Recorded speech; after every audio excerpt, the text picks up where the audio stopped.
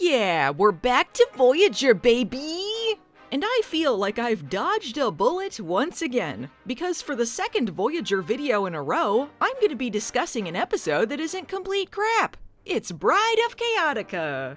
I've talked about Voyager holodeck episodes before, but to summarize, they kept trying to find their thing, and they just kept doing the opposite. Which is why they ended up with 1800s Irish Town and Horny Tiki Bar.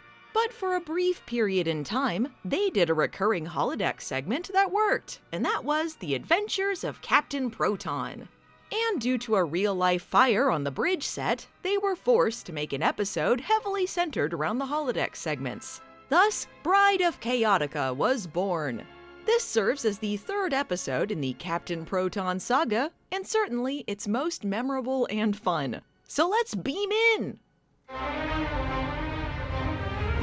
The Adventures of Captain Proton! We begin with a recap of the previous chapter of this holodeck tale, where the evil Dr. Chaotica is planning to sacrifice Captain Proton's secretary to Arachnia, queen of the spider people.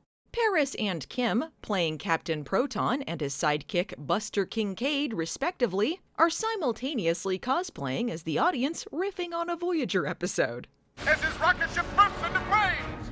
We didn't burst into flames in the last chapter. Why are these recaps always so inaccurate? They're not inaccurate. Remember the Voyager episode where Janeway replicated Tuvix in the transporter and only split one of them? So now we have Neelix, Tuvok, and Tuvix? No. Exactly.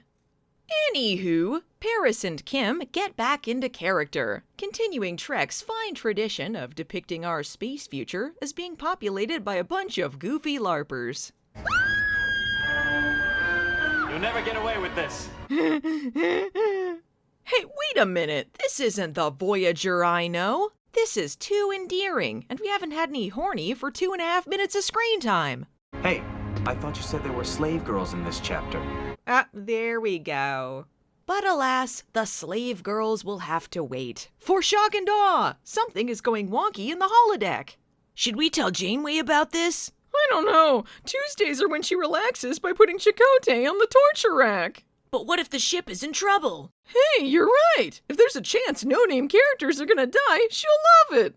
Chaotica, what the hell happened in here? Where's all the damage from that fire I started? We fixed everything up, Captain. What? I didn't tell you to do that. I'll get the whips ready, sir. Well, the holodeck controls are offline, so Paris and Kim have got to manually override it. Hopefully no holographic Irishmen shoot the panel and nonsensically turn off the safety protocol too. But before they can get there, they're interrupted by a character actor chewing the scenery and having a blast. Proton! You thought I perished in the den of crocodiles. Well, I survived, clinging to the thought that I would one day... Gave him the old Janeway! Meanwhile, the Voyager crew discovers that they've entered a layer of subspace that's pulled them out of warp and stranded them there. Somewhere on the ship, Neelix believes they're stuck in a Subway sandwich.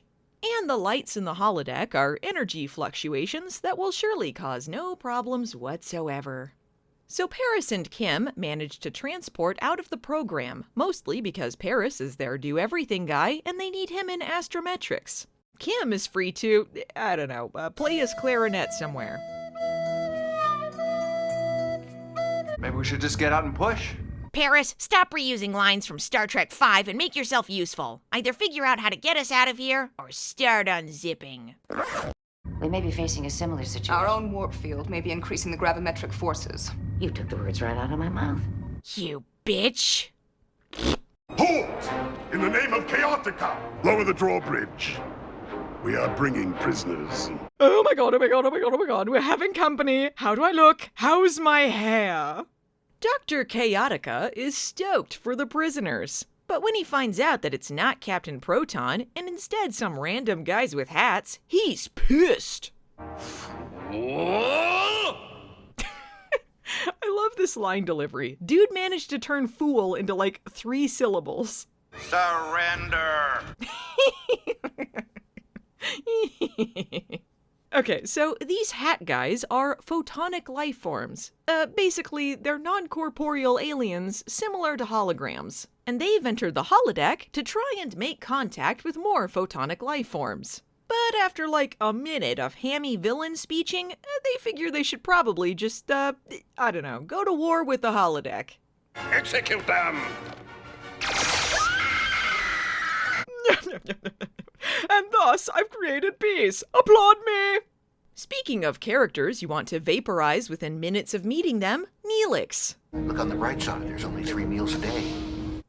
Okay, see, I thought the reason Neelix was their chef was because he was familiar with the Delta Quadrant and could forage for space berries and shit. And, actually cook the meals. So they could save their desperately needed replicator rations for important things, like, Harry making flowers for his hologram girlfriend.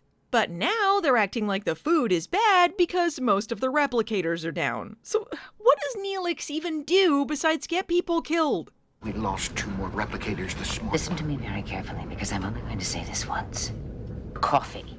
Black. So this is pretty cool. They've been stranded for 3 days, and replicators are shutting down, and the shitters are full, and basically Janeway is about ready to have a breakdown. This is why she's the captain on the show where the very premise is them being stranded. 3 days of being stranded somewhere, and fuck if she knows what to do other than demand coffee under threat of death. Somehow, she's unable to replicate the coffee herself. She has to make Neelix do it, so the show can pretend that he has some use here. And yes, one of the big issues is indeed the toilets. We've only got 4 functioning lavatories. Well, they need me on the bridge. Crappers in your hands, fuckface. After yet another failed attempt to leave, Janeway is informed of some weapon fire down in the holodeck. Recognizing that it's coming from the Captain Proton program, Paris joins Tuvok to investigate. No, not the secretary! What will they do without hologram secretary? Anyway, Cardboard Robot Man leads them to more energy signatures, where the photonic life forms have indeed waged war against the holodeck. Sometimes my jokes are actually just plot points. Truly, it's a stupid world they live in. It seems your infantile scenario now poses a security risk. You're infantile! What? Nothing, I love you. You don't register as a life form. You are the illusion.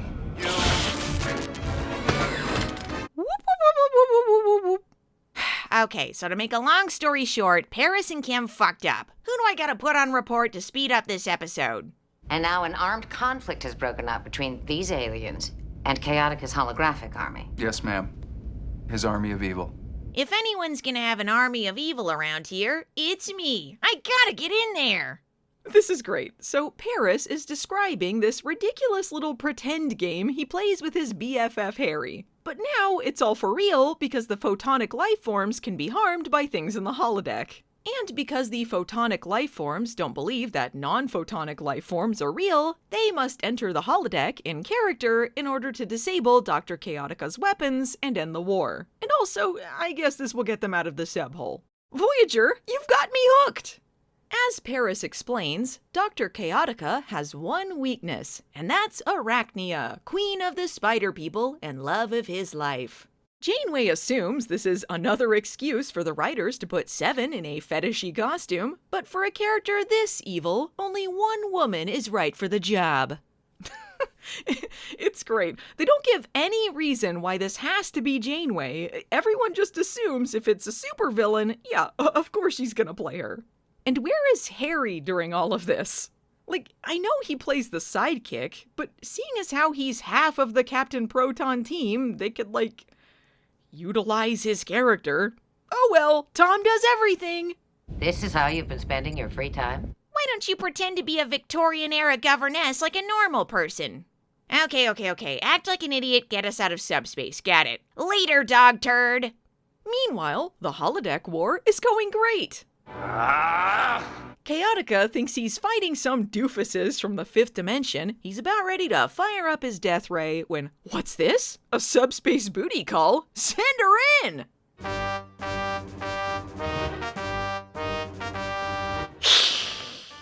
A boing! I do genuinely love this. There's so many layers to it.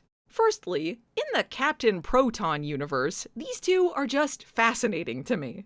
Dr. Chaotica and Queen Arachnia, power couple of the century. What's their relationship like? He is but a humble mad scientist space dictator of undetermined origin. She's spider royalty who eats people. They're the perfect match.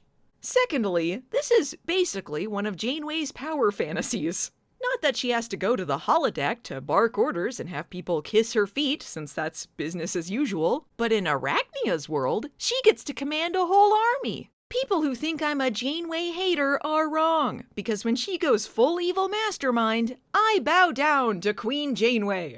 Look at her all impressed at Dr. Chaotica's torture tools. That's cute. You know this is giving her all sorts of new ideas. It looks like a formidable weapon. I could kill so many alternate timeline Harrys with this. Yes, dear, whatever you say, and whoever the hell that is. A throne? Don't mind if I do.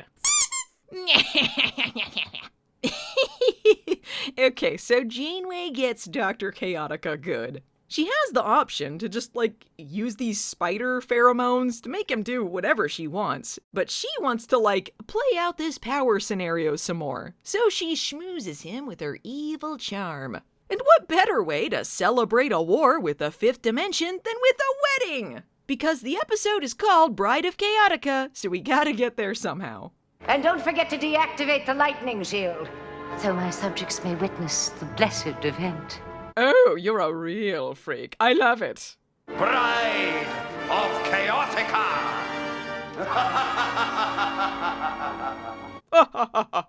See what I did there? I said the title. I bet you're thinking right about now, hey, doesn't Voyager have a Photonic crew member they could use? Right you are. The Doctor gets to cosplay as the President of Earth, and that's fun.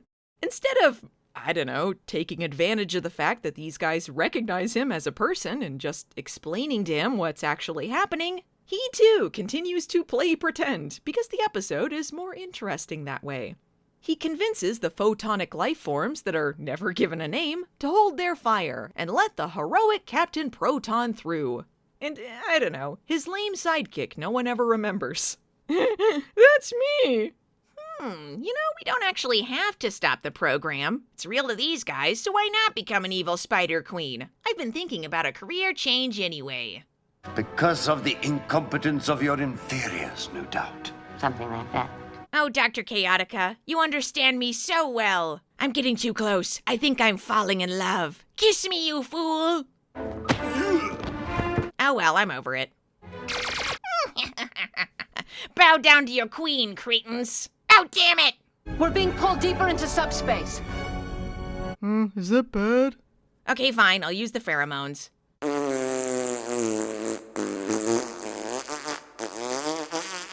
I'll set you free, my queen. Surely nothing bad will happen to Lonzak. No, but I'm the main character! Idiot! Well, if it isn't some dead guy. I don't know how to tell you this, but the wedding's off. Time for us to save the day! Oh, I'll be back in season 7 for some reason! I was about to say Captain Proton to the rescue, but I see you have everything under control. I'm the queen, remember? You're on report.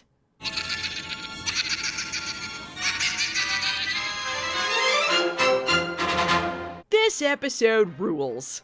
As much as I refer to Voyager as perhaps the Failson of this era of Star Trek, I would like to tip the scales of my own videos and say that they pretty much nailed it this time.